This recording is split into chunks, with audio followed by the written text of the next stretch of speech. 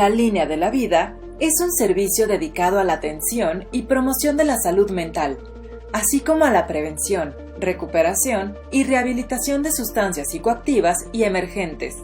Nuestro objetivo es brindar atención personalizada a toda la población, sin distingos, incluido todo el personal de salud que en este momento en particular necesita todo el apoyo que les podamos brindar durante los 365 días del año. El apoyo es multicanal, vía telefónica, redes sociales y presencial, de manera profesional y con calidez. Además, se favorece el acceso a otros servicios de salud especializados mediante derivaciones a quien lo necesite.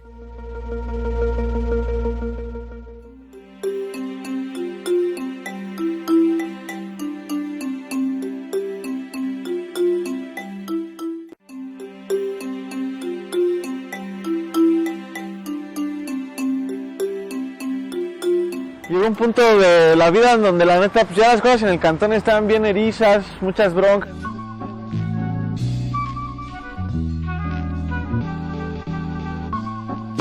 No nos entendíamos muy bien, yo con mi mamá pues casi no charlaba.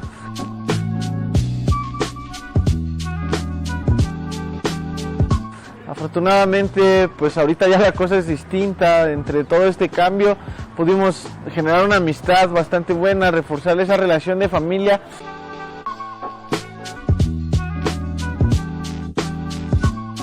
Ya entrar entre más confianza, poder abrirnos al diálogo, y eso libera muchas cosas que uno tiene en la cabeza, toda esa cosa que tiene dentro.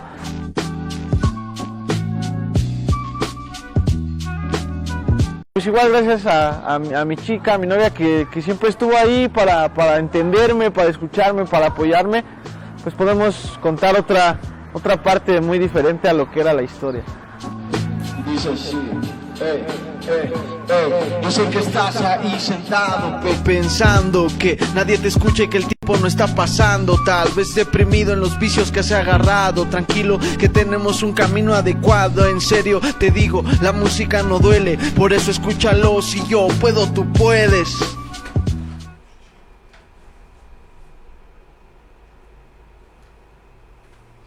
Hola, buenas tardes, sean bienvenidos a este Facebook Live de CONADIC. Me presento, soy la doctora Carmen Torres, médico paidopsiquiatra de los servicios de atención psiquiátrica. El día de hoy tenemos una invitada de gala, es la licenciada Esther Hernández Torres, que nos hablará acerca de uno de los factores protectores para la prevención del consumo de sustancias psicoactivas y también de salud mental, ¿no? Como han visto a lo largo de estos Facebook Live que se han presentado, hemos hablado de diversos factores protectores que intervienen en el consumo, y uno de ellos muy importante es la parte de cultura comunitaria, que el día de hoy entenderemos un poquito más acerca de ello y cómo nos funciona como factor protector. Como les decía, hoy tenemos invitada de gala, es la licenciada Esther Hernández Torres. Ella es directora general de vinculación cultural de la Secretaría de Cultura.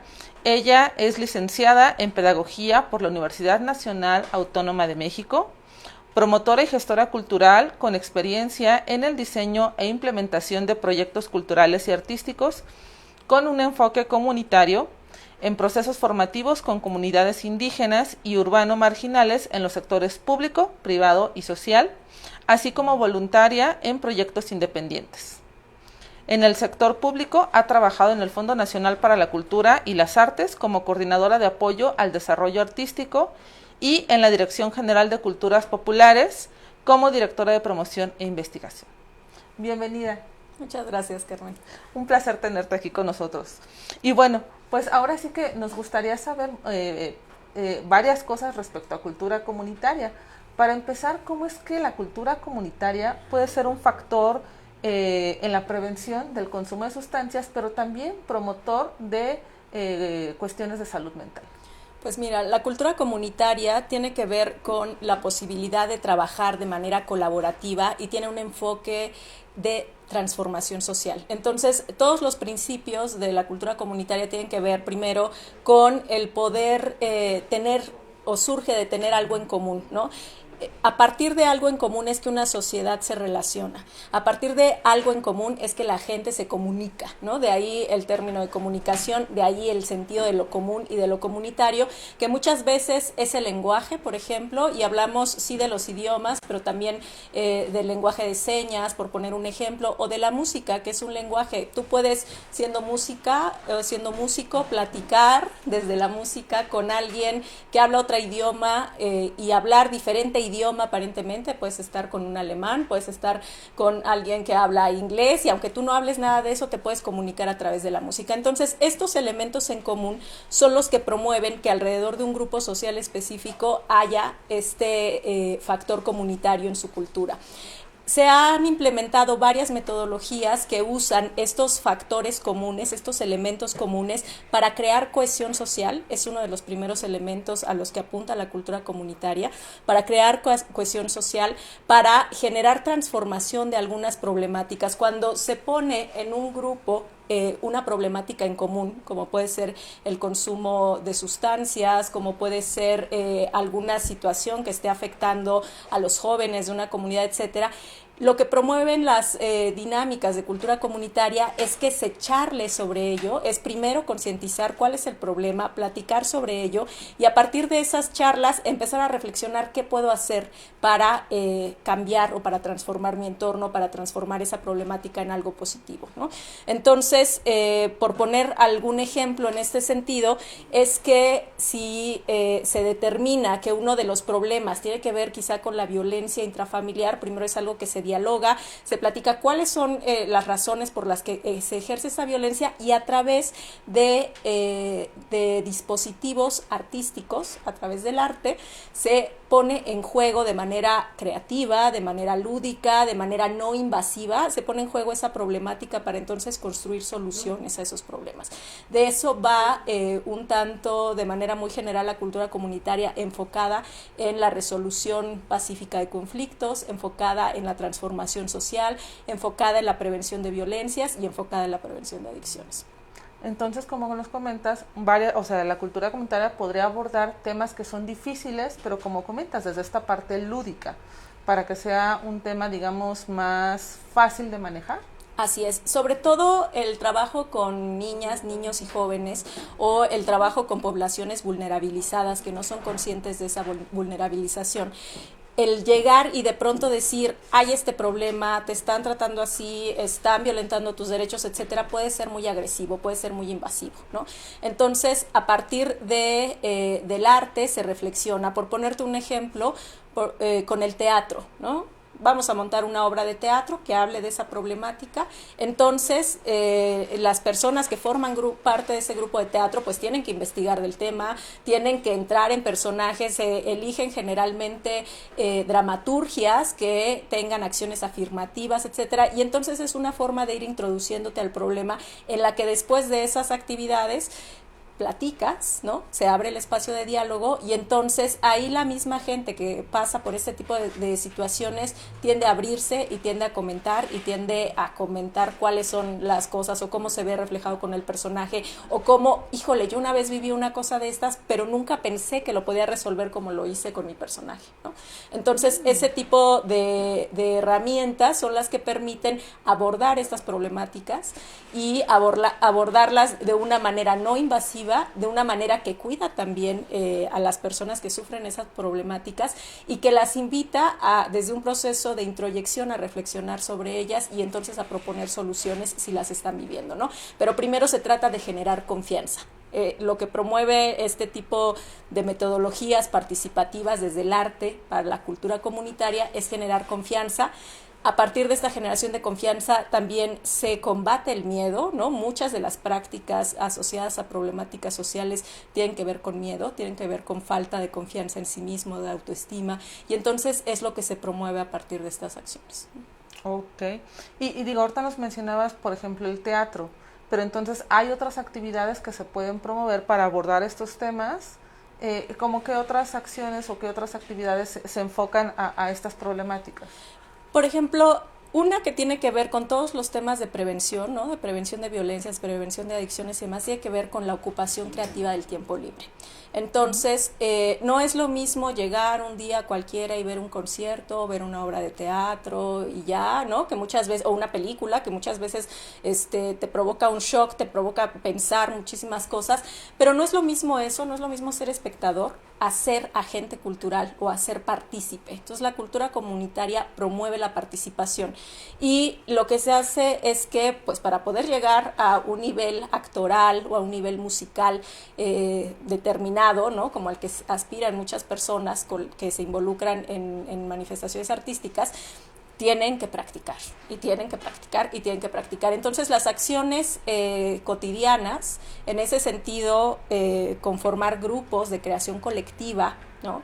Que trabajen todos los días y que entonces el tiempo libre, el tiempo de ocio de las tardes se convierta en un tiempo creativo en el que aparte te estás retando a ti mismo. ¿Qué es lo que pasa con los adolescentes cuando son como invitados a consumir alguna sustancia, ¿no?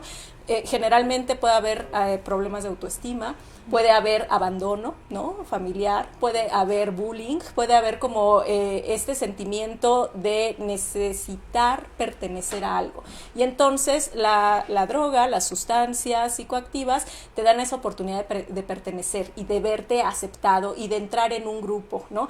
Muchas veces con algunos de los grupos con los que hemos trabajado, hemos visto también que además de la sustancia están ligados a ser halcones o a formar parte de grupos de delincuencia organizada, ¿no? Entonces, ¿qué les están ofreciendo los grupos de delincuencia organizada o qué están ofreciendo las sustancias? Ofrecen adrenalina, ofrecen sentido de pertenencia, ofrecen un papel específico a jugar, ¿no? Dentro de una organización, por ejemplo, de un grupo de amigos, etcétera.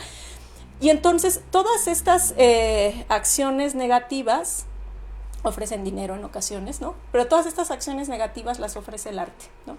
Cuando formas parte de un grupo de teatro, de circo o de música, tienes un sentido de pertenencia porque estás trabajando con otras personas en colectivo, tienes adrenalina cuando te presentas frente al público o cuando es la primera vez que hablas o que actúas o que tienes que hacer alguna cosa que jamás hubieras imaginado hacer frente a otros, hay ahí adrenalina, tienes reconocimiento, ¿no? De pronto ya eres artista, de pronto ya te estás presentando, estás cantando, estás componiendo, estás escribiendo, etcétera, tienes reconocimiento. Entonces, todos estos aspectos negativos se convierten en positivos al formar parte de una actividad artística, por ejemplo, ¿no?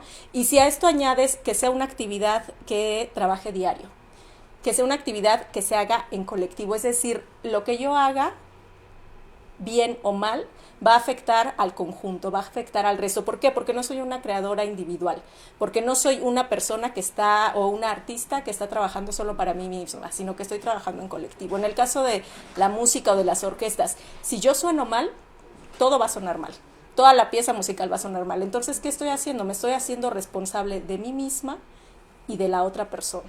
Me estoy haciendo responsable de mis acciones y si no las ejecuto como deben de ser, ¿no? O como es un acuerdo que se deban de realizar, entonces va a afectar así de manera general a todo el trabajo colectivo, ¿no?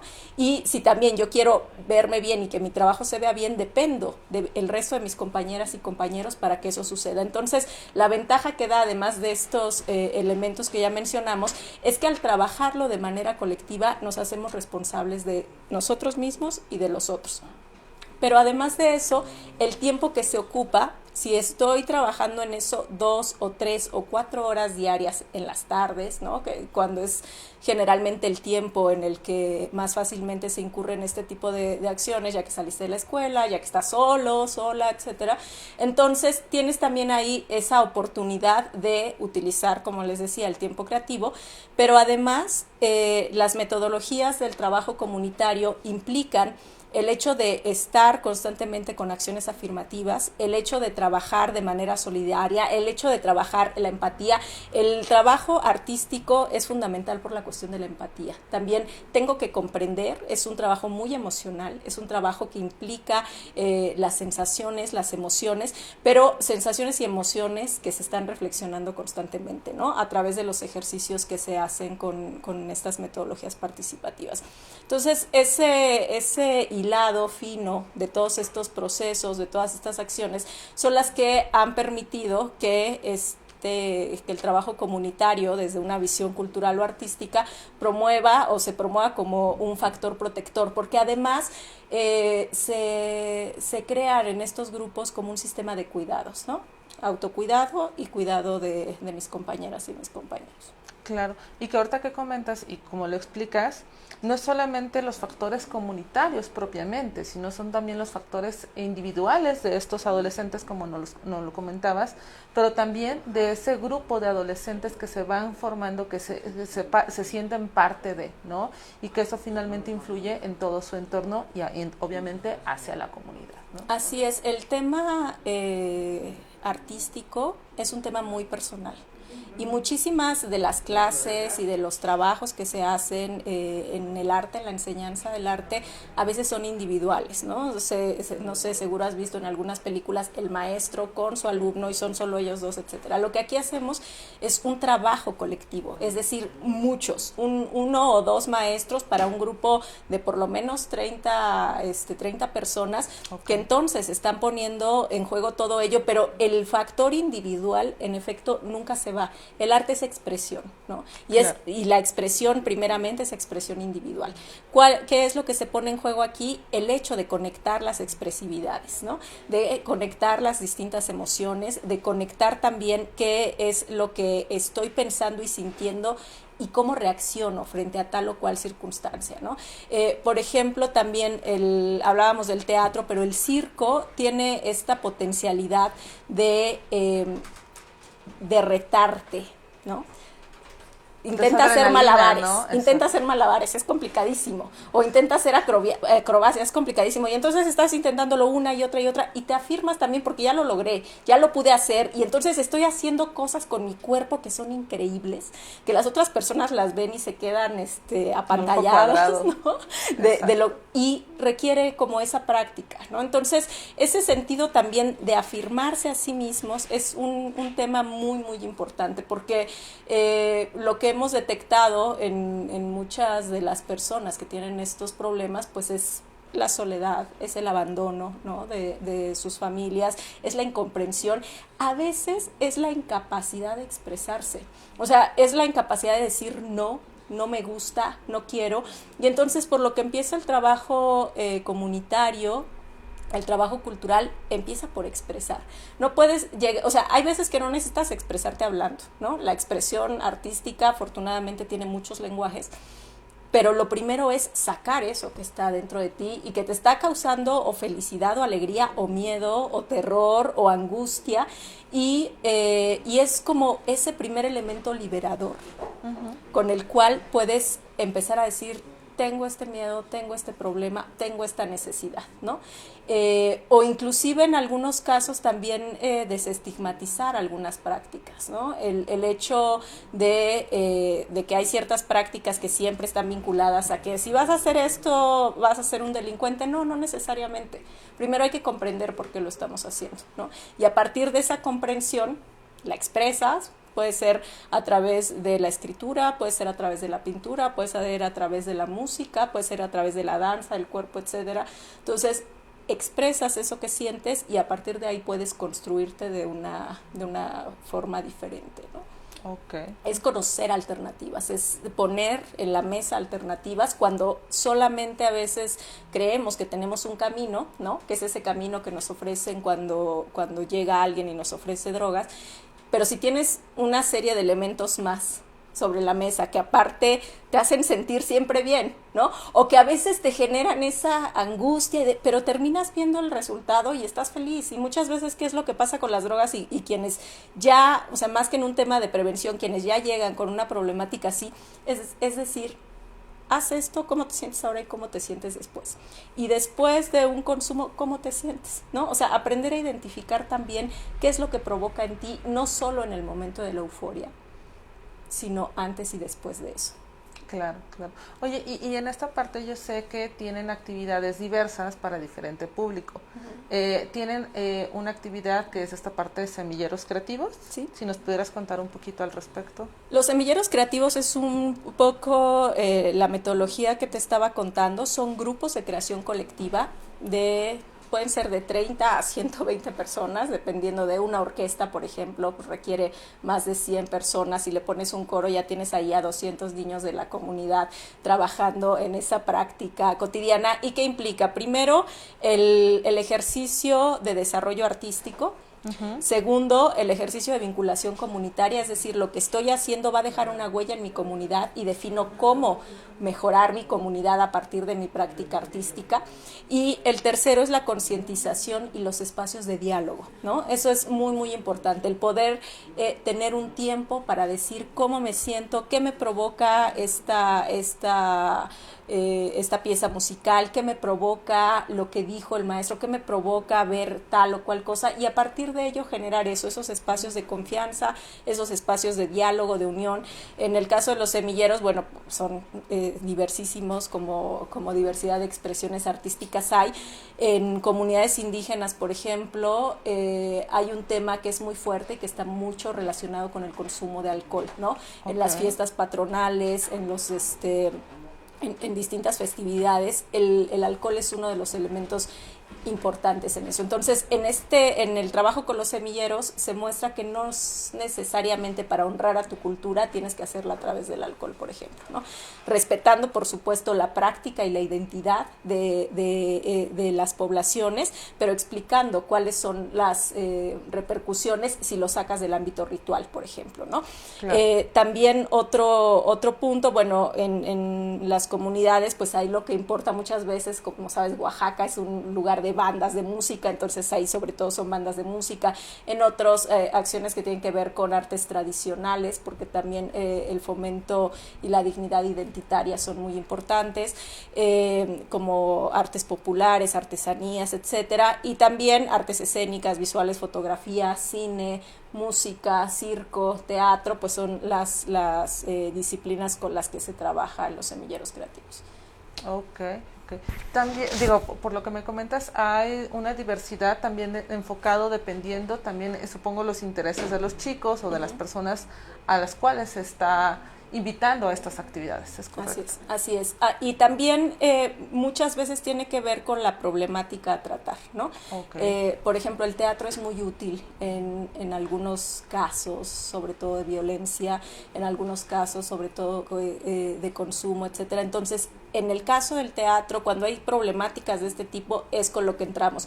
Si más bien lo que se quiere es restablecer el tejido social o recuperar la confianza en lugares en los que ya no la hay, quizás se entra con la música, que congrega muchísima gente al mismo tiempo y que empieza o que llega como de ladito, ¿no? No llega directamente sobre el problema, sino que primero provoca eso, provoca el goce, provoca el disfrute, provoca la tranquilidad, provoca la paz, y a partir de ahí, pues entonces empiezas a abordar esos distintos problemas, ¿no? Okay.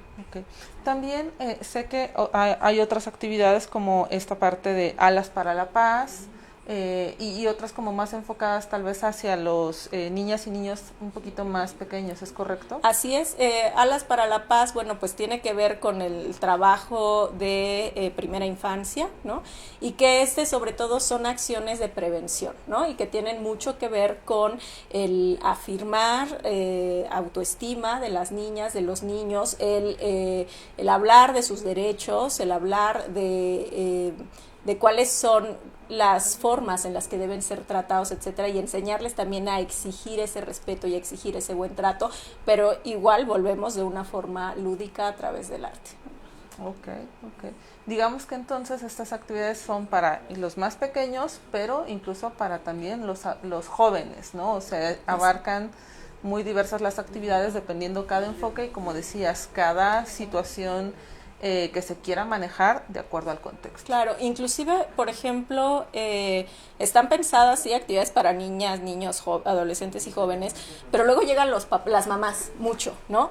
Y entonces las 3 horas, 2 horas que sus hijas están en clase, sus hijos están en clase, pues no van a estar ahí sentadas, las involucramos, ¿no? Y en un grupo de teatro, por ejemplo, las mamás, pues les enseñamos de promoción cultural, o bien pueden ser las maquillistas, vestuaristas, hacer la escenografía, en el caso de teatro, etcétera, y entonces se termina dando un involucramiento también familiar, que es algo importante, porque si en estos grupos se promueven ciertas acciones y no trascienden a la familia, entonces en realidad estás teniendo un espacio seguro seguro, muy útil, muy necesario en el tiempo de las personas, sobre todo en zonas con problemáticas de violencias, pero si vuelven al entorno en el que se pone en entredicho todo lo que vieron acá, es más difícil trabajarlo. Entonces, el asunto es involucrar a la familia también, ¿no?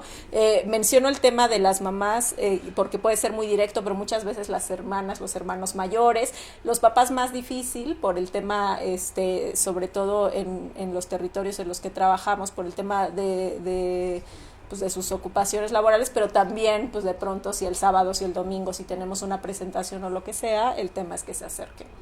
Claro, y esta parte yo creo que es muy importante, ¿no? Porque también con los temas que se pueden manejar, por ejemplo, en la parte de obras de teatro, esta reflexión es para llevártela a casa, ¿no? De vivirla, de tenerla en el contexto de familia y generar la reflexión no solamente a nuestras infancias y adolescencias o juventudes, sino que se genere una reflexión en familia para abordar estos temas. Así es, y además generamos asambleas comunitarias, ¿no? En donde pues los agentes culturales junto con la ciudadanía, que ahí están involucradas familias, los vecinos y demás, pues hablamos sobre estas cosas, ¿no? Y cómo nos relacionamos mejor, y cómo hacemos para que este lugar sea más seguro, o cómo hacemos para no sentir miedo cuando voy en la calle, o cuando dejo salir a mis hijos a jugar solos, y el hecho de tener ahí mecanismos que precisamente ayuden a cuidar en todo momento a las otras personas. Entonces, esos consensos a través de asambleas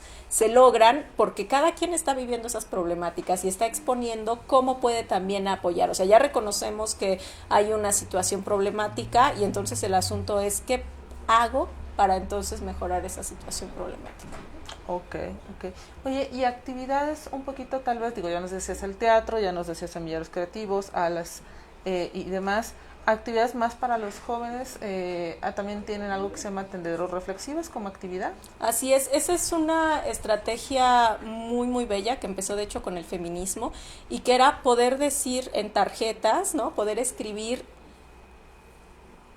qué siento, cómo me siento, si he sufrido, ¿no? Algún tipo de violencia, si he sufrido como algún tipo de problemas, etcétera, y entonces pensar sobre ello. Se ponen en estos tendederos de manera anónima, es decir, se ponen las tarjetitas, luego alguien los va atendiendo y entonces va leyendo qué es lo que pasa y entonces, sí, yo he vivido eso, yo no, cómo lo puedo resolver, etcétera.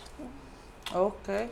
Eso, y bueno, también acciones de prevención, trabajamos en centros de internamiento, en prisiones, y entonces también una posibilidad a través del arte de expresar pues cuál es el dolor o lo que te llevó al consumo de sustancias y a partir de ello pues poder sobre todo poder apoyar en los tratamientos en los tratamientos que tienen dentro de las prisiones, ¿no? Es una de las acciones que también tenemos con un sentido cultural comunitario. Ok.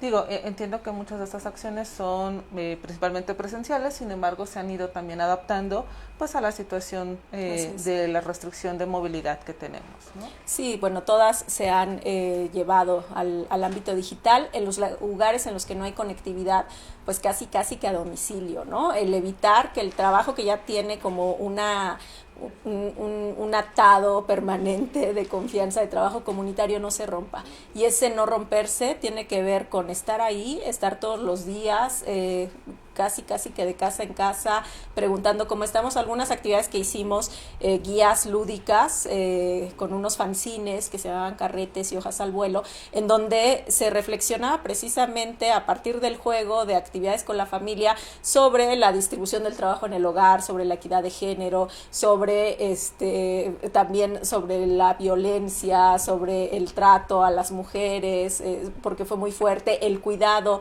de las personas adultas mayores, y entonces venían ahí ciertas actividades para que se hicieran en familia, reconectar con la familia, no a partir de la angustia que de por sí generó o genera la contingencia sanitaria, sino a partir de empezarnos a comunicar. Es increíble, pero cada vez hablamos menos, ¿no? Y con nuestras familias y con nuestros amigos, o sea, nos escribimos, nos mandamos WhatsApp, pero cada vez hablamos menos. Y entonces lo que hacíamos con estos fanzines era precisamente promover primero el espacio de escucha y de diálogo, de plática. y a partir de ahí, bueno, ya juegos, rompecabezas, representaciones, lo que fuera, ¿no? Para convivir. Claro. Y entonces que esta parte de cultura comunitaria, a pesar de la situación actual, se puede hacer desde estas actividades en casa, ¿no? O sea, no nos tenemos que esperar a que podamos movilizarnos o retomar estas actividades. Digo, sería genial, pero podemos empezarlas a implementar desde casa, papá y mamá. Por supuesto, lo que hablábamos, parte de los elementos en común, ¿no? Los elementos en común son los que crean la cultura, pero en este caso, pues los elementos en común somos los que tenemos como familia y a partir de los cuales podemos charlar y construir y empezar pues con nuestras pequeñas comunidades. Hay que, y quiero aclarar, comunidades son diversas, ¿no? O sea, no es solo comunidades en ciertas condiciones o circunstancias, sino que tienen que ver con esos elementos comunes, las de diversidad sexogenérica, comunidades de mujeres, por ejemplo, comunidades de jóvenes, comunidades de niñas y niños. Entonces, todos esos son núcleos comunitarios a partir de los cuales, tejiendo algo en común, se puede transformar el entorno en el que vivo. Perfecto, ok.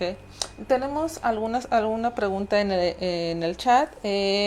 Nos preguntan, ¿cómo arrancar esta narcocultura de los jóvenes y hacerles ver que la cultura comunitaria aporta los mismos elementos, principalmente el sentido de pertenencia y de identidad que tanto buscamos en nuestras juventudes? Es un trabajo complejo, porque si algo tiene el crimen organizado es organización, ¿no? O sea, precisamente tienen un sistema que una vez que te engancha es muy difícil dejarte ir. Pero el asunto con el diferenciar entre la narcocultura y la cultura comunitaria es lo que te provoca sentir, ¿no? Es lo que digo, con algunas actividades que provocan adrenalina, ¿no? El día que robas algo, que te echadigues, después es cómo te sientes con eso, ¿no? Y en el momento en el que estás solo, en el que ya no estás con nadie, esa sensación que te llega es la que realmente te está provocando esa acción y generalmente son sentimientos negativos y generalmente es dolor y generalmente es culpa y generalmente es angustia. En el caso de actividades positivas, lo que se provoca, al contrario, ¿no? Es sentirte mejor contigo mismo, es autoestima, es fortaleza, es decir, hice algo bien, hice un bien a los demás, etcétera. Entonces, ¿qué es lo que se necesita? Organización. Y se necesita trabajo constante y diario. Es decir, el trabajo cultural comunitario es permanente. Si haces una acción aislada de vez en cuando, no lo vamos a lograr. O sea, hay que estar ahí. Si, por ejemplo, nos pasó en La Piedad, Michoacán, que ahí el tema de los narcocorridos es muy, muy fuerte. Y entonces les dimos a conocer a algunas niñas del narcocorrido y del machismo. Les dimos a conocer a algunas niñas canciones de Vivir Quintana, ¿no? Y entonces se abre como un mundo porque están hablando del amor por sí mismas, están hablando del valor de ser mujer, están hablando de la solidaridad y la sororidad y del cuidarnos, etcétera. Entonces ahí las sensaciones que provoca sin duda son diametralmente opuestas, son muy diferentes y dicen, jamás había imaginado esto, pero además la música es bella, me gusta. O en otros casos, además la música la puedo igual bailar y disfrutar sin estar escuchando letras que ofenden o que promueven el odio o que promueven la violencia, ¿no? Entonces, para poder hacer ver esta diferencia y para que pueda tener efectos a largo plazo, el asunto es constancia, es que es un trabajo permanente y es sobre todo después de que ya pasaste la adrenalina y todo ese momento, lo que te provoca sentir, lo que te provoca después de ello. Y realmente lo hemos visto y lo hemos trabajado muchísimas veces. Las actividades delictivas provocan sentimientos en la soledad desagradables y las actividades artísticas en la soledad provocan sentimientos que te hacen sentir mejor contigo mismo, ¿no? Ok. Bueno, pues se nos ha acabado el tiempo. Sí. Creo que queda esto para una segunda ronda, para que nos sigas comentando a esta parte de cultura comunitaria. La verdad es que un placer tenerte. Muchísimas gracias Esther. Y bueno, pues concluimos por el día de hoy, no sin antes recordarles que se pueden inscribir a el Telegram de CONADIC, donde podrán encontrar diversas actividades, Facebook Live y otras información que puede ser importante para ustedes. Pues muchas gracias. Gracias, Carlos.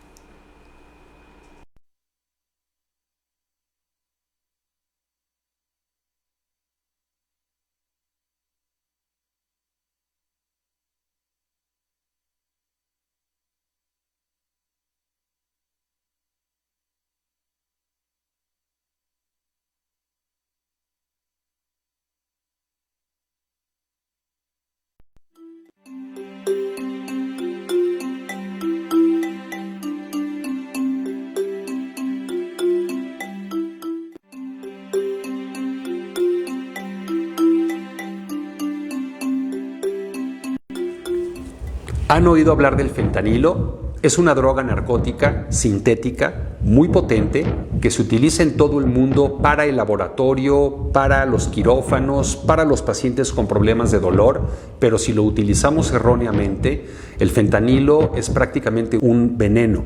Tiene una gran capacidad para generar dependencia, para generar sobredosis y para conducir a las personas a la conducta inyectora, que de por sí es muy problemático. Hay que defender el uso del fentanilo para la medicina y abatirlo por completo como droga lúdica en la población general.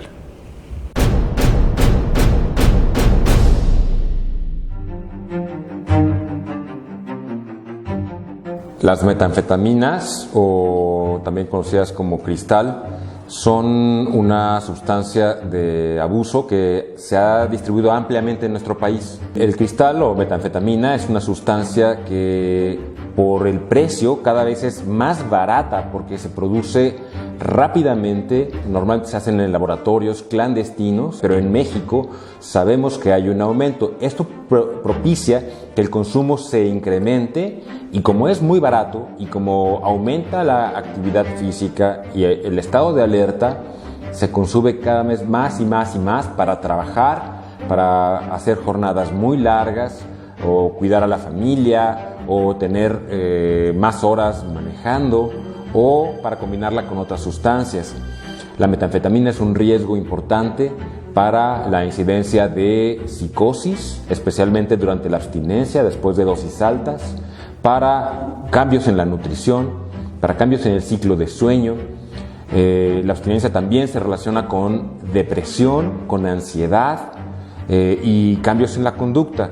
El grave problema de la metanfetamina es que además daña gravemente el árbol respiratorio y el sistema cardiovascular.